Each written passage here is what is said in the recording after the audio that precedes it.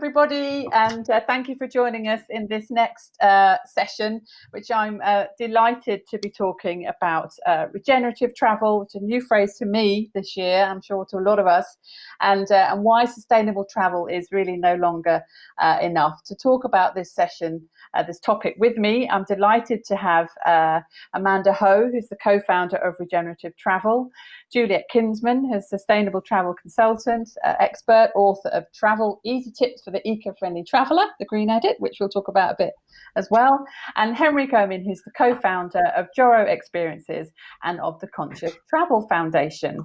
Thank you guys for joining me. Juliet, I'm going to start with you and your amazing pink top. I love it. So bright on this dull day. Now, do you think you've been writing and talking about this for a long time? Obviously, I know that, and we've talked about it ourselves quite a bit. Do you think there's been a definite shift in how people are changing their views and the acceptance of the climate crisis during the pandemic crisis?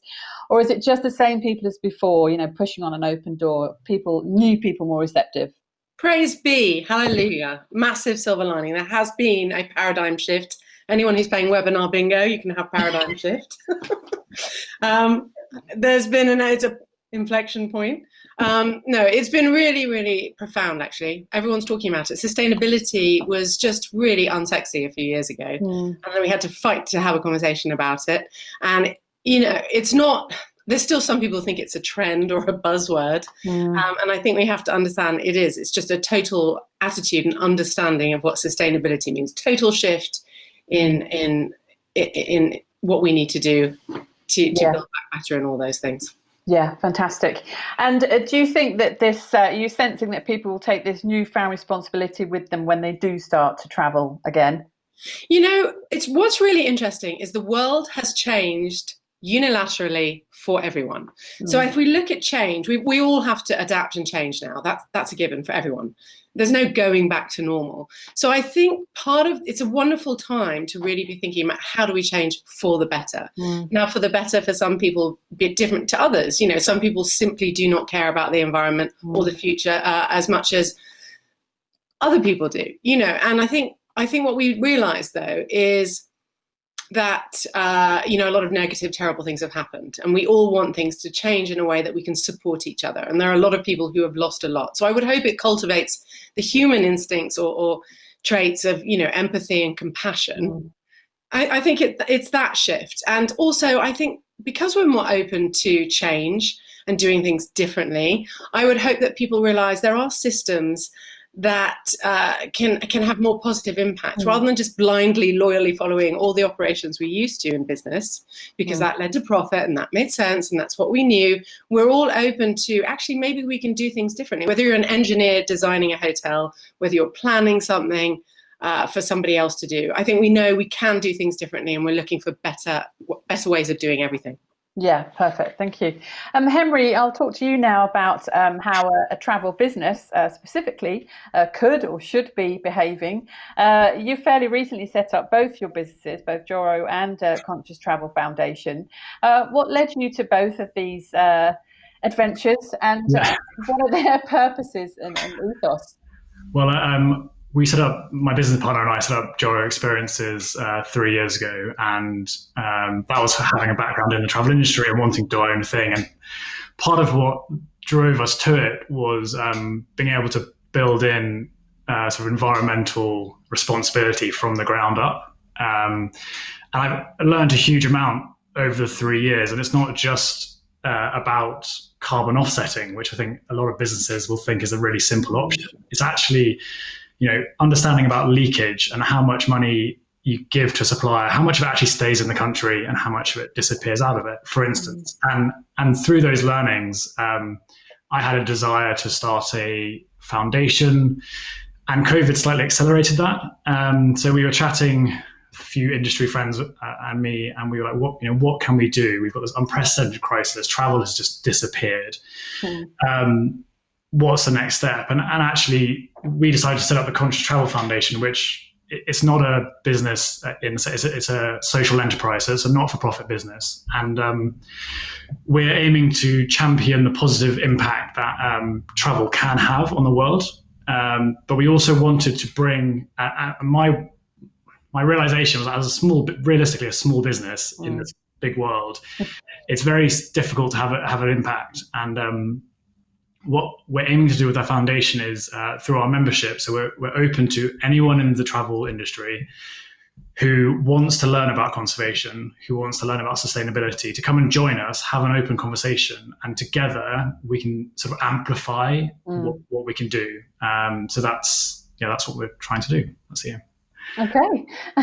And so what would you hope to achieve for the next stage? Obviously it's launched literally, as you said, just during the last, I mean, hats off to you for finding a cause like this and getting a new project off the ground. It's amazing. But what's the end goal for it? In terms of membership, the kind of people who have signed up already, and what's the sort of the criteria for somebody who wants to be a part of it, really? Yeah, well, I think I'll start with your last point. The criteria, we're really open to anyone. We've got no barriers to entry. We are open to DMCs, to tour operators, to travel reps, to guides, to sort of traditional travel agents. Anyone who's starting that journey on sustainability, or even someone who's quite far along that journey, we want them to join us and have this conversation. I mean, my big issue, and I've spoken to Juliet a lot about this, so she's going to roll her eyes, but I found a lot of people were operating in silos. So what one company decided was the right thing to do, they'd go off and do that without talking to anyone else. And then this company would go and do something else, and everyone was being pulled in different directions. And I actually think it's a responsibility that the travel industry has as a whole to work together to do this. So we're open to everybody. Membership has just opened. We had 120 people on our website ready to sign up, from hotels through to travel agents. The first membership scheme closes in the first week of November. So if anyone is listening who is interested, please do head over to our website or email me, and I'm happy to pick up the phone and talk to you. But yeah, we have a mentorship scheme. So people will be mentored by individuals who have already done a lot in the sustainability world. And we're going to learn together how we can be better. And then as a group of small businesses, our voice, we hope, will be a lot more powerful than operating alone. Yeah, sounds like the right course of action, of course. Amanda, leave you to last. Sorry about that. And you're joining us from Hong Kong, which I'm absolutely thrilled about. So thank you for staying up late to join us this afternoon. No worries. Now, can you tell us a little bit about what you're up to in terms of regenerative travel? As I mentioned, it's not something that come across my radar until very recently, to my shame. So how did you arrive at it? How does it move beyond? What's it all about? Yeah, so I'm the co-founder of Regenerative Travel. We realized that it's actually really difficult to find hotels that are truly sustainable and, for that matter, regenerative. We realized that through traditional OTAs, it's really hard for the consumer to identify properties that are truly committed to making a positive impact. About 5 years ago, I met my co-founder, David Leventhal, who is the founder of Playa Viva in Mexico, a boutique hotel on the coast of Zihuatanejo. And we decided to come together several years later to form Regenerative Travel. But the need really came from actually David's clients. They had, he had guests coming to him year after year saying, David, we love Mexico, but we need to go somewhere else for Christmas, next year. Where is the Playa Viva in X? Where is the Playa Viva in Indonesia, in Sri Lanka, in London, or anywhere else around the world? And he didn't have that answer. So we realized that there was a business opportunity to create a collection of properties that were really aligned in ethos, and we can make it easier for travelers to find and discover these types of hotels. We really believe that regenerative travel is actually the next step beyond sustainable travel. It's about moving from scarcity to abundance. In very simplistic terms, we like to say that green is about doing less damage. Sustainability is actually reaching net neutral, but regeneration is actually making a place better.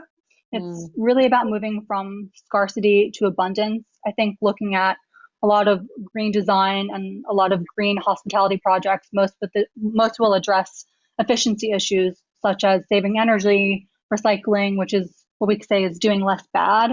But it's not just about environmental impact. It's also ensuring that we improve the livelihoods of all stakeholders and all the people in the community. So it takes things into a much deeper level, and there are obviously lots of different certification programs now around the world, whether it's LEED or Green Globe and things like that. So this is obviously much more than box ticking, isn't it? This is a fundamental analysis of every single element of how that property operates in a location. Tell us about perhaps some of the elements that take it beyond sustainable to be truly regenerative. Regeneration really starts from the initial building process, and it really stems from the owners and the management. First of all, the owner really needs to be committed to regeneration, because if the owner is committed, then everything will flow from there. Then you look at the history of place, understanding how the land got to be how it is today, and then the role of the hotel and the community in stewarding that land and improving it. So it really starts from regenerative thinking and having a shift in that framework of how you approach your operations and the whole building process. I think Playa Viva is one of our founding hotels, is a really, really amazing example of regeneration at work.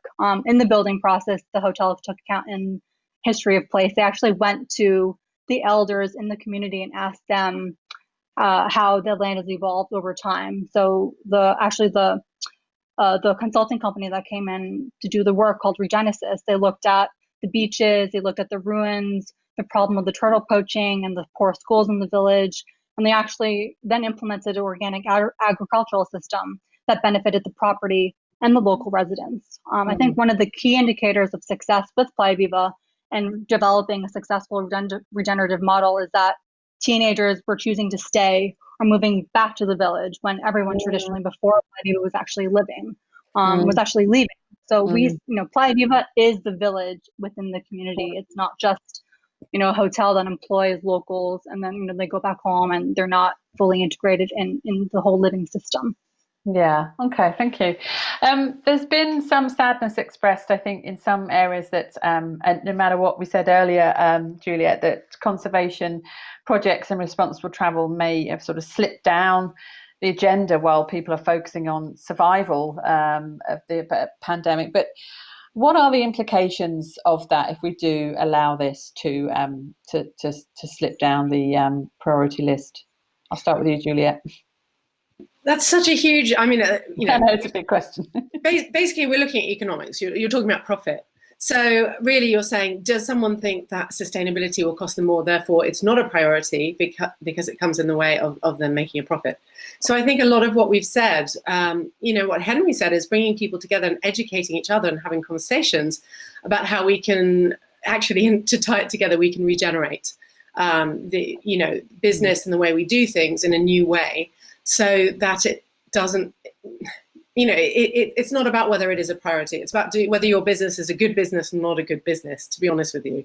It's about impact. So we need to sort of not think of sustainability or regenerative travel as a trend or a sector, or it's all of it. We need to be macro. So I think that we all accept and acknowledge we need things to work better. The much stated stat of 1 in 10 people works in tourism globally. Well, I would say that's probably too many. So, there's also the stat that 100 million people globally will have lost their job in hospitality by the end of the year. That's pretty daunting. So I think what we need to do is look at these systems. And when you look at something like regenerative travel, and by the way, as a side note, I think I did actually say to Amanda about a year ago, and I feel ridiculous saying, I just don't love that word. It's so clunky. She said, you watch out. This is going to be the word. Sustainability is so not sustainable. I'm joking. You didn't exactly say that. But do you remember that? I actually have a due comment, though, because when I actually first joined and I started working with David, I actually pushed back on the word. I was like, people can't say it. It's really difficult to pronounce. No one knows what it means. And he's like, trust me, this will be the future. So I really, we completely understand. Right? It's props. It's hard. So you've regenerated. So in terms of looking at business, what we need to all do is really just look at how businesses function and look at capitalism. And when you say it slips down, we just need to educate one another and have conversations that, as Amanda described, each system or ecosystem, involves a supply chain or has a supply chain where it is having a positive impact and helping lots of different businesses and people, not just within tourism. So, it's complex, but let's not let that put us off. Let's be excited by it. Again, Henry talked about leakage. It's about, for me, what it's about is looking at, P&L and business through the same lens, we might sort of observe nature and understanding, natural capital and profit at what cost, at what loss, and just really looking at nature and economics through that lens, if that makes sense. And as you say, leakage. The thing about leakage, by the way, is that most big businesses, they have planned leakage. So they're like, okay, we will leave this amount here, but we will take the rest back here. So it's just looking at how we do business, changing the language around it, sharing information. It's exciting. Yeah, that's the positive way to look at it. Of course, Henry, I'm going to come to you. You obviously set up your travel company with the impression that you're obviously taking that level of thought out of the consumer's mind, because at source everything you do is responsible. So how important is it for travel companies to really just dig in to their own operational life, really, and start making those decisions for consumers, and then consumers will come? I think it's really important, and actually my mindset on it has changed quite a lot over the last few years. I think I'm reading around the subject. I think someone might correct me, but the idea that the sort of personal carbon footprint, it actually came from like the oil industry, and they wanted to shift narrative away from big polluters to individuals and make sort of individuals feel guilty about their choices. And actually, I think our industry needs to take responsibility, and it doesn't matter where you sit, and if you're sort of from the very top big companies through to small one-woman bands, if you build it into your business, any client who comes through your door and books with you, that journey is automatically going to be doing good. It's traveling better, it's sustainable, it's regenerative. We're putting money back into the communities that we want to protect. And so I think, and part of what we want to do with the foundation is to start people on that journey. And we're very aware that, and I'm very conscious about sort of maybe scaring people off hearing regenerative when sustainability was just getting to the cusp of being well known. I don't want people to go, oh God, I don't know what I'm doing. Should I be regenerative? Should I be sustainable? As Juliet said, and I think Amanda has also said it, it's all the same. We're just talking about the same thing in a different way. And I want more businesses just to start that step, have that conversation. If it's with us within our foundation, fantastic. If it's not, just talk to some people, figure out how you can make your business more sustainable.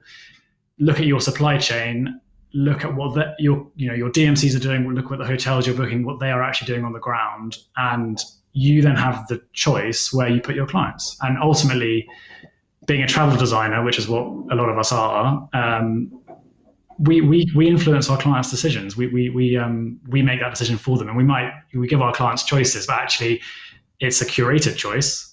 So if we curate the right choices, then they're going to be booking with businesses who are doing great work, and then actually capitalism then does work because everyone else is going to look at it and go, actually, well, if we start supporting, they're doing okay. Yeah. Exactly. Yeah. Sorry, I hope that answers the question there. I rambled. It's probably a long rambling question anyway. I wouldn't worry about it. I've got a comment here from someone who's just asking who their mentors are so far at the Travel Foundation, or who you would be looking for to become. So I can quickly talk about that. We've got 5 mentors initially from all sort of around the world. So actually talking about collaboration, Portia works with Amanda.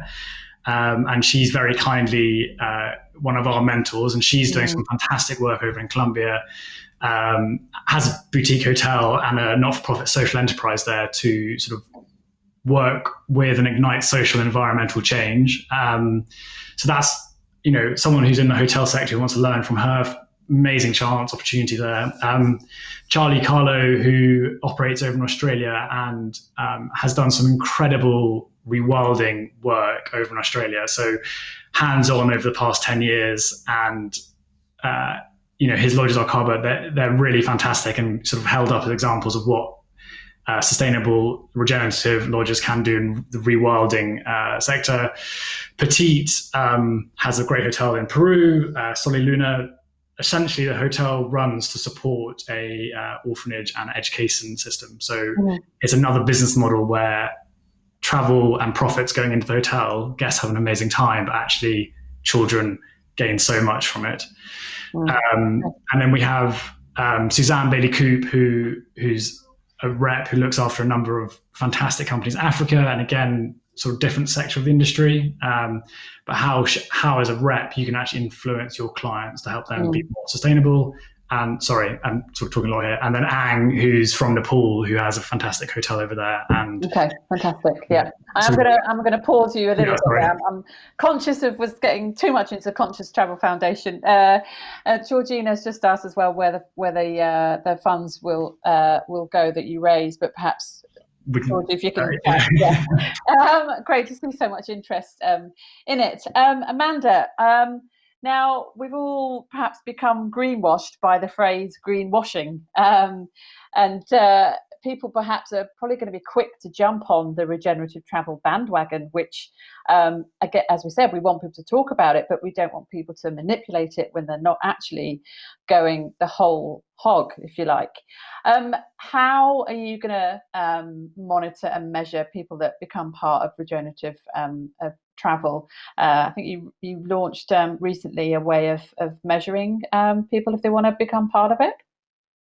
Yeah, so we're absolutely concerned about preserving the integrity of what the word regeneration means. We're definitely seeing a lot of interests from the destination level as well to apply regenerative thinking to destination management and also recovery plans and marketing. And we're really excited about that, but also think that it definitely needs to be. We definitely need to make sure that people are really adhering to what what regeneration really stands for.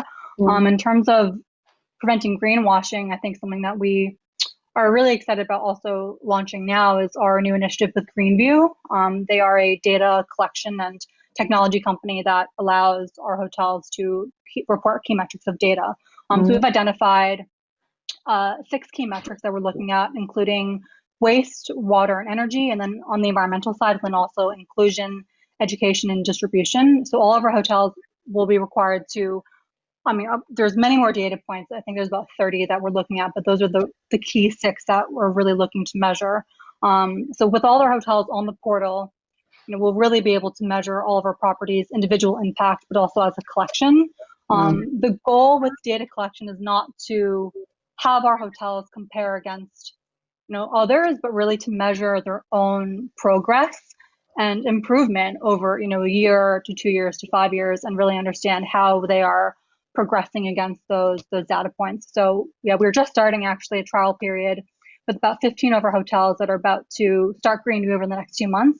And then our goal is starting next year that all of our hotels in the collection will be required, to actually mandatory to start reporting into Greenview. So this will really provide not only transparency for the hotelier that is looking to join to understand what the collection is doing as a whole, but also we plan to publish that data to consumers and travelers so they can actually see hard metrics and data around what is the hotel doing to save water, save energy, what are they doing on the social side. So I think that's something that I'm actually really excited about, because I think the best way to prevent against greenwashing is to show the proof and to show the impact. We can do that with data. So yeah, and as you said, have that the full transparency. It's not something woolly over there. It's something very concrete that you can see and is happening and can be monitored. Julia, I'm going to flip back to you to ask about offsetting. How can we make sure people do the right thing in that regard, either as an individual or as a company? And do you think travel businesses should be having an offset sort of baked in and not an optional extra that should be, we can offset for you if you like, but they should say, we have offset for you? All of this is so interesting because it's all of it's shining light on the biggest issue, which is it needs to be self-regulating. And to do that, we as consumers need to really understand what everything means. We need to know the right questions to ask. There needs to be legislation from the government, and then the suppliers themselves have to be held to account. So it's an interaction. And what Amanda said, and you've said, transparency is everything. There's a little echo in here. Transparency is everything. And all carbon offsetting schemes are not created alike. And this is what we're realizing. A few years ago, or even still, you've got fashion, you've got any brand slapping on the conscious or sustainable collection, H&M, and people do that. but they won't eventually. You know, I'm a sucker for buying things with a label on it with organic cotton and things. But now I know that organic cotton, having spoken to someone this week from Egypt, is not as the same as Kyrgyzstan. You know, it's better from Egypt for various reasons. Anyway, but going back, the point is with the carbon offsetting is we need to understand what that means. So you have to work out why you would pay a certain amount to have a certain amount of trees to mitigate, you know, against us burning fossil fuels. We just need to understand science. And I think everyone's catching up with that. We talk about it all the time, but it's amazing how much people have forgotten their physical geography lessons around the carbon cycle. And so I'll tell you what's really interesting. So you say, do we trust someone? I don't know. So I actually booked my first flight of 2020 yesterday, and BA offered me some pathetic amount to carbon offset for £1.75. That is not going to be doing enough. So what I personally do is I invest in something called Tree Sisters, and the reason being because it's nuanced, and I know that that money is going to plant trees in areas, equatorial regions, where the roots from the mature trees eventually go right into the river system, and it sequesters carbon more effectively in those regions, and it's giving women jobs, and in turn those women's children will go to school as a result. They'll be better educated. That will affect population control. That's how complex it is. So I can't just tell you. I just say, hey, look, you know, educate yourself on the bigger picture. You know, don't give your money to a carbon offsetting business set up by a venture capitalist to build invasive species plants in Sussex, where his mate can chop them down and sell them to a builder at a profit a year later, which actually affected the ecosystem negatively. And all I'm doing is just trying to show you how complex it is. And say, we need lighthouses, and we need to know who to trust, and we need to do our own homework, and we need, you know, we will get there. We will get there. Yeah. Henry, when you and I spoke in anticipation of this session, you told me the story about a client who you did the full carbon cost of her trip, and I thought it was going to be a different punchline. But tell me what the punchline was of that. Well, yes, you're right. So we originally, I suppose, to tell the story, we used to give it as an optional extra. When we started Joro, it was, you know, as Juliet said, you know, we'd partnered with a carbon offset company, and we're like, okay, £50 a person. This goes to support green energy projects in India, gold standard. But of course, you know, there's a lot to it, as Juliet just mentioned. But we had our first, no one had ever said no to it until last year, and someone said, no, actually, please take that off. And I was so shocked that I decided to change it to mandatory, because I was like, I don't want this anymore. You're going to have to do this. And we had a client trip, fortunately, just before lockdown. And when our clients arrive, they have their welcome pack. And in that welcome pack actually had the impact report for their trip, and sort of how much we had calculated the carbon emissions have been from the guests traveling to where they are, and then what we had done to make that a positive trip. And actually, it's a small thing, and she actually said it made her trip for her, because I suppose it removed the personal guilt from her. But I think the point that I want to make with it is actually, you know, we almost didn't need to tell her. It was nice for us too, and that was good for our relationship. But companies just need to take responsibility for what they are doing, and we are travel companies, and inherently, you know, we need people to travel for our industry to survive. But we also need to protect our planet so that our industry is going to be around in 30 years' time. So I think it's like more important than ever that we get into the detail. As Juliet just said, you know, I don't think carbon offsetting is enough anymore. I think what Amanda's doing with her hotels about getting companies to do more than just the bare minimum is really, really important. And we actually want to regrow these areas. We want to regenerate them. So, you know, let's as an industry keep this conversation going. Let's not let it fizzle out when travel does come back and people want to start selling trips again. I think it's really important that we can just bake it in. Even a small amount right now, 1% change will make a huge difference 10 years down the line. Yeah, of course. Can I just say as well, let's just produce less carbon. That's so that we don't have to offset it. That's all. I mean, even it's silly, you know, we all have very busy minds at the moment. Of course we do. But, you know, we even were talking at work about how every time you send an email in a reply all with 10 people on it, and that's 10 different emails going up and coming back down again. You know, that's a very micro level of usage. But if we all really do try and think about every level of our consumption and how we can do something to either assuage it or minimize it, then of course it's a positive thing. Amanda, what's your take on offsetting? We imagine that purely by going to one of the properties that are part of the Travel, I just wanted to Regenerative Travel. You're already doing the right thing, but how do you approach offsetting? Oh, you're on mute, Amanda. Sorry, doll.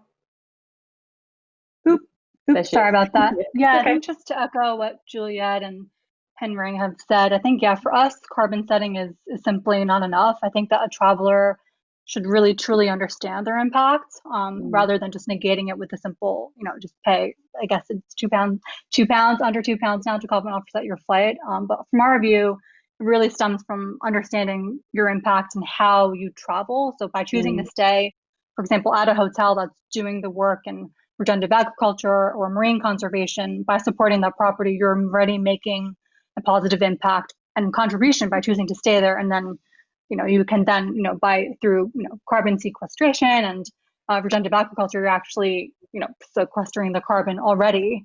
That's not required to further contribute to another carbon offsetting scheme. So for us, we definitely believe that it's not enough just to offset your flight. Mm-hmm. Yeah, sure. Okay. Juliet, your book, now you wrote this obviously not knowing what was round the corner, but it now seems like a very handy textbook for life. What was the sort of thinking behind it, and what are your hopes for it? Again, is it stick it on the camera? There we are. May as well. Just behind me. I was actually asked to write this book by Ebury in January, and they said, can you write it by the end of February? So I had a little lockdown for a month, came out going, yes! And then there was an actual lockdown, and I had to rewrite it. So the basics for this book, what I believe in, this is what I think. I'd love, friends have read this, they say it's really embarrassingly easy to read, I always say. What it does is just hone your own instincts about sustainability. So many friends have messaged me saying they're doing degrees, they're studying this, that, and the other. There are just some real basics. It's really easy. And it will affect how you look at everything in life. I always say, I have like a crossroads in front of me, signpost. Every decision I make, I just think, you try and think quickly, is this going to have a good social, environmental, or economic impact? I mean, whoever or whatever I'm doing on whatever I'm doing, and whoever I'm buying something from. Yeah. So, I would hope that this book really just gives you that sort of, helps you think about, again, all these things, supply chain, it applies to what you wear, to what you eat. And it's funny, some of it, I obviously advocate for public transport. I personally sold my car a few years ago, and there are things that are at odds with the pandemic way of being. But, we will go back to traveling in ways that we did before, and there are simple ways of being a more sensitive, responsible, ethical traveler. So I would hope that this book really is good and in that way. And also, it's not a guide. In the past, we in the travel industry as writers told everyone what to do and where to go. I want people to have their own instincts, as I say, so that they're able to navigate themselves to the right places. Having said that, I think that really, obviously, travel experts and operators are more important than ever. There'll be a huge shift. I had a chat with Claire Irvin today at the Telegraph this morning. She said the same thing. In the past, we'd have said, no one's planning my trip. I'll do it myself. Right? Yeah. So what Henry's doing really is really important about that, is what he's doing is, again, it's about everyone having a conversation and open sourcing information, and us all saying, look, I'm not sure what the best hotel there is. Can you tell me? That's what we need to do. And it will be self-regulating as we will understand things better.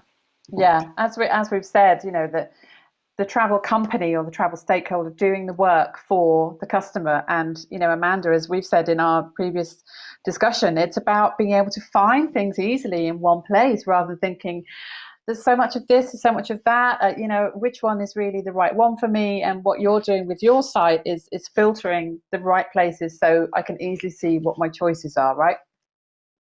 Absolutely. Good one-word answer. That is actually all we've got time for in this session. It's over to a break now.